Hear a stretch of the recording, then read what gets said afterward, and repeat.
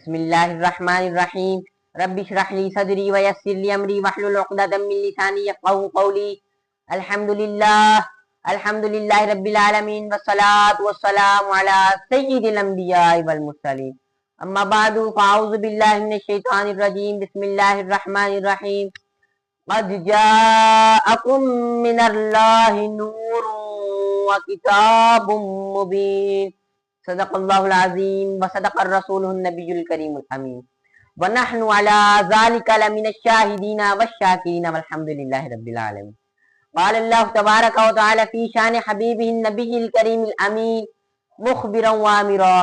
ان اللہ وملائکتہ یصلون علی النبی یا ایھا الذین آمنوا صلوا علیہ وسلموا تسلیما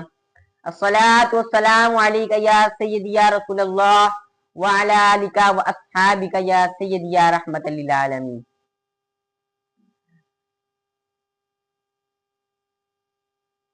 ہے کلام الہی میں شمس ضحیٰ، تیرے چہرہ نور فضا کی قسم، قسم شب تار میں یہ راز تھا کہ حبیب کی زلف دوتا کی قسم،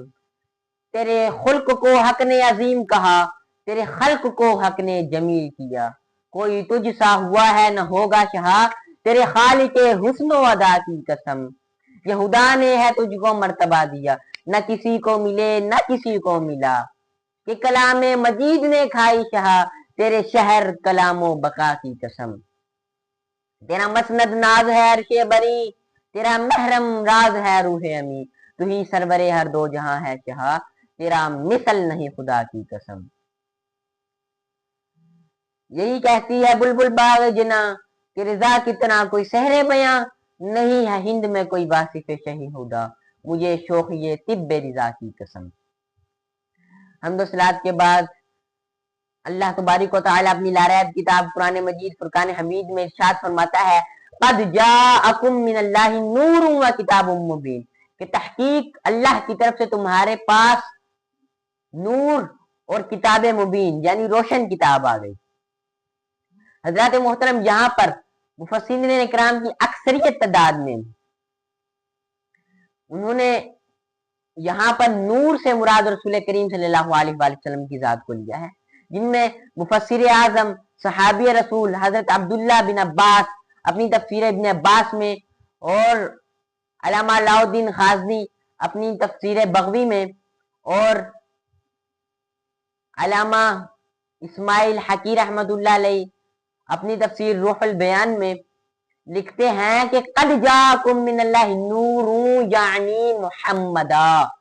کہ تحقیق تمہارے پاس نور آ گیا یعنی رسول کریم صلی اللہ علیہ وآلہ وسلم آ گئے، یعنی محمد صلی اللہ علیہ وآلہ وسلم آ گئے۔ اور اسی طرح علامہ جلال الدین سیوطی رحمت اللہ علیہ اپنی تفسیر جلال الدین میں لکھتے ہیں قد جاءکم من اللہ نور ہوا نبی صلی اللہ علیہ وآلہ وسلم، کہ تمہارے پاس نور آ گئے یعنی وہ نبی کریم صلی اللہ علیہ وآلہ وسلم ہے۔ اور امام فخر الدین رازی اپنی تفسیر کبیر میں لکھتے ہیں کہ ان المراد بالنور محمد وبالکتاب القرآن، کہ بے شک نور سے مراد رسول کریم صلی اللہ علیہ وآلہ وسلم ہے اور کتاب سے مراد قرآن مجید ہے۔ اور اسی طرح علامہ ابن جریر طبری رحمت اللہ علیہ اپنی تفسیر طبری میں لکھتے ہیں قد جاءکم من اللہ نور یعنی بن نوری محمد، فرماتے ہیں کہ تحقیق تمہارے پاس نور آ گیا، یہاں پر نور سے مراد رسول کریم صلی اللہ علیہ وآلہ وسلم کی ذات ہے۔ حضرات محترم، کسی بھی مکتبہ فکر کے ہوں، چاہے وہ اہل سنت و جماعت سے تعلق رکھتے ہوں یا دیوبندی فرقہ سے تعلق رکھتے ہوں، کسی بھی فرقہ سے تعلق رکھتے ہوں، وہ ان تفاسیر کو مانتے ہیں اور ان کے حوالہ پیش کرتے ہیں اور اپنے مدارس میں پڑھاتے ہیں۔ ان میں حضرت عبداللہ بن عباس کی تفسیر ابن عباس ہے، امام فخر الدین رازی کی تفسیر کبیر ہے، علامہ اسماعیل حقی کی تفسیر رحمت اللہ علیہ کی تفسیر روح البیان ہے، اور علامہ جلال الدین سیوطی رحمت اللہ علیہ کی تفسیر جلالین ہے۔ تو ان سب مفسرین اکرام نے نور سے مراد رسول کریم صلی اللہ علیہ وآلہ وسلم کی ذات کو لیا ہے، یعنی مفسر اکرام کی اکثریت تعداد میں رسول کریم صلی اللہ علیہ وآلہ وسلم کی ذات नूर से मुराद रसूल करीम सल्लल्लाहु अलैहि वसल्लम की जात को लिया है। जबकि मुल्ला अली कारी मक्की रहमतुल्लाह अलैह शारे मिशकात आप तो यहां तक लिखते हैं कि इस बात में कौन सी रुकावट है, आप फरमाते हैं कि इस बात में कौन सी रुकावट है कि हम दोनों नेमतें यानी नूर और किताब मुबीन दोनों से मुराद रसूल करीम सल्लल्लाहु अलैहि वसल्लम की जात मुराद लें। और अल्लामा महमूद बिन अब्दुल्ला अलूसी रहमतुल्लाह अलैह अपनी तफसीर रूहुल मानी में लिखते हैं कि मेरे नजदीक सबसे बेहतर यह है कि रसूल करीम सल्लल्लाहु अलैहि वसल्लम की जात से नूर को भी रसूल करीम सल्लल्लाहु अलैहि वसल्लम की जात मुराद लिया जाए और किताब मुबीन से भी रसूल करीम सल्लल्लाहु अलैहि वसल्लम की जात मुराद ली जाए। और हजरत नईमुद्दीन मुरादाबादी रहमतुल्लाह अलैह अपनी तफसीर खजाइनुल अरफान में और इमाम अहमद यारहान नईमी रहमतुल्लाह अलैह अपनी तफसीर नईमी में उन्होंने भी नूर से मुराद रसूल करीम सल्लल्लाहु अलैहि वसल्लम की जात को लिया है। और हजरत मोहतरम मुफस्सिरीन इकराम की अक्सरियत ने रसूल करीम सल्लल्लाहु अलैहि वसल्लम नूर से मुराद रसूल करीम सल्लल्लाहु अलैहि वसल्लम की जात को लिया है। अब कुछ लोग कहते हैं कि रसूल करीम सल्लल्लाहु अलैहि वसल्लम की जात मुबारका सिर्फ मानवी तौर पर नूर है, जबकि तहकीक ये है कि आप सल्लल्लाहु अलैहि वसल्लम की जात मुबारका मानवी तौर पर भी नूर है और हस्सी तौर पर भी नूर है। मानवी तौर पर नूर है वो ऐसे कि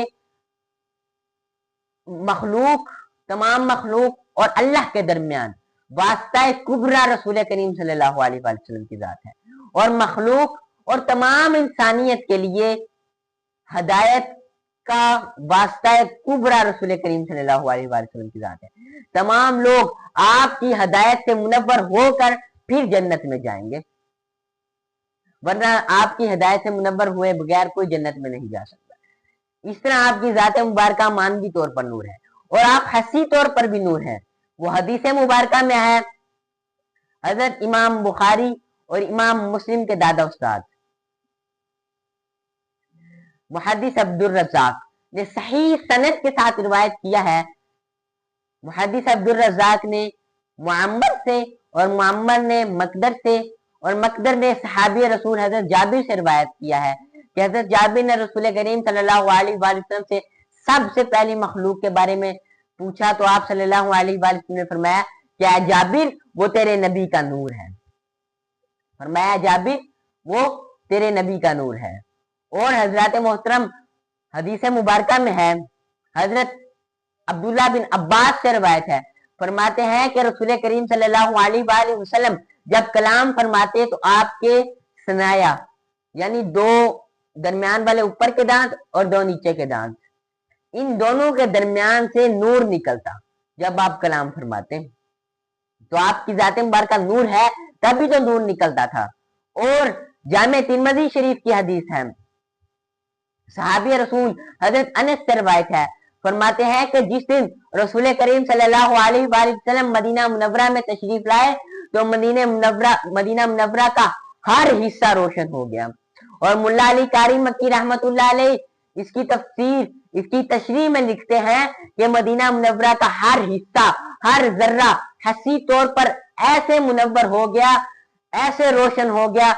कि गोया कि दुनिया की तमाम कायनात का हर जर्रा जर्रा मदीना तैयबा से नूर हासिल कर रहा है। और इसी तरह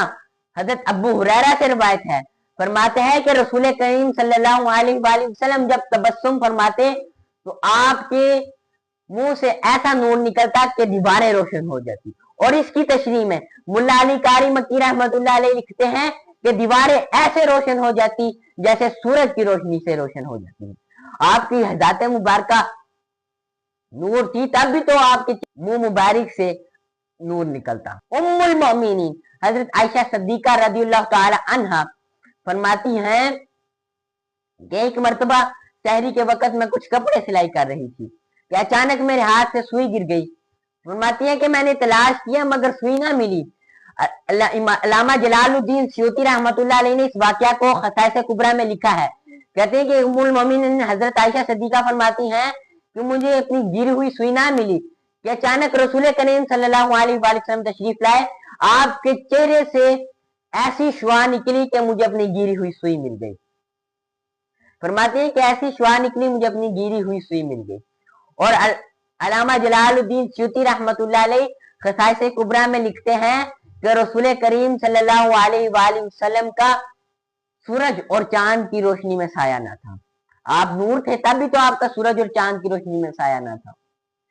और आप खसाइस कुबरा में लिखते हैं कि रसूल करीम सल्लल्लाहु अलैहि वसल्लम के